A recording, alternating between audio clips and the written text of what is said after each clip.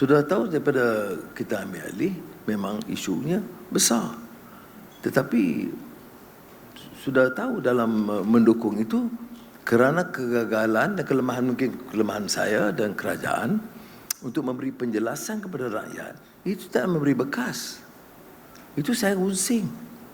Bagaimana satu negara yang merdeka hampir 7 dekad boleh mengizinkan orang menyakau. Istilah sakau itu di setengah-setengah kalangan sangat tidak popular. Saya pun tak faham. Bukan semua orang sakau. Kalau ada bukti menyakau, itu pun ada yang pertahankan.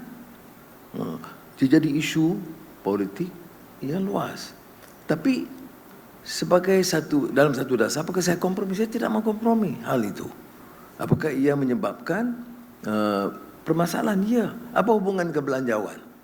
Kalau yang disebut sudah tadi ketirisan begitu, tabung haji 12 bilion, Felda 10 bilion, dan agensi-agensi lain itu, tak termasuk lagi sistem